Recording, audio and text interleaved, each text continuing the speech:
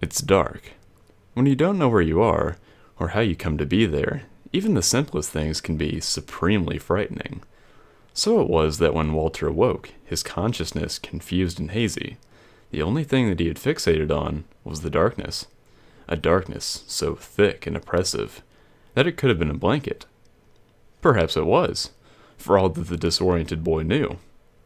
A quick rustle around his immediate area made it clear to him that no, he was not bound or covered by anything in particular. It was just dark. He'd been awake for a few minutes, and his eyes hadn't yet adjusted as they normally would. In the back of his mind, Walter rationalized that this must mean that wherever he was, he had a true and complete absence of light. There was nothing for his eyes to adjust to, so waiting around in the hopes that he'd suddenly be able to see where he was going was a rather pointless endeavor.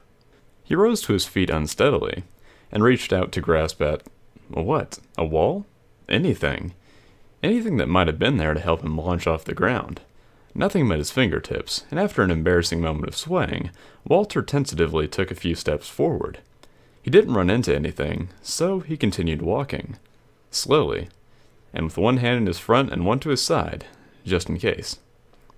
Hours passed as he walked, or at least, he assumed they did. Total darkness, with no exposure to the grounding reference of the sun or the moon, made it a bit difficult to figure out exactly how long he'd been in this place. But Walter knew that logically, if he only kept walking, he would eventually end up somewhere.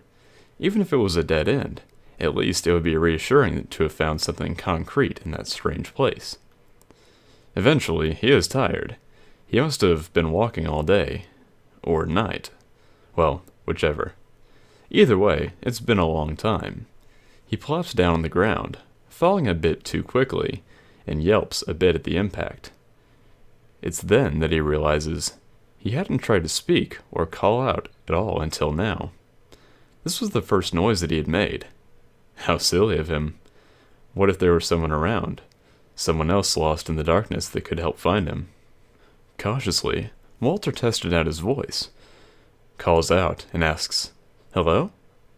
He's surprised by two things.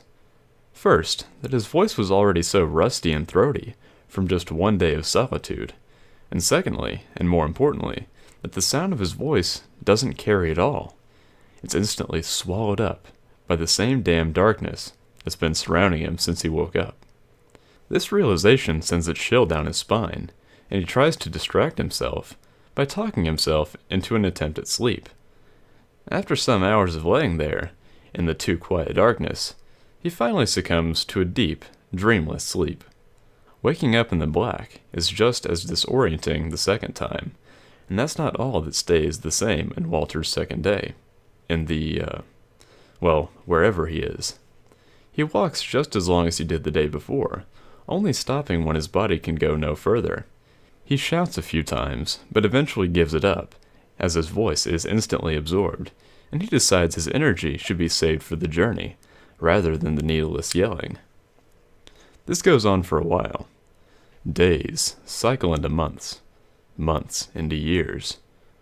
Or so Walter thinks. He doesn't really know, after all. In fact, he's made the decision to delude himself into believing that his perception of time is so messed up that it's really only been a few days. He tells himself this to quiet the sick feeling in his stomach that grows stronger with every step. Finally, he gives up. He stops walking and sits, then collapses backward onto the floor, staring up at what should have been a sky or a ceiling, but in reality is just more darkness. Eventually, his breathing stops, and the quiet, dark world that he found himself in is truly silent once again, without even the sound of Walter's heartbeat for the blackness to absorb. And that is the end of Walter's story.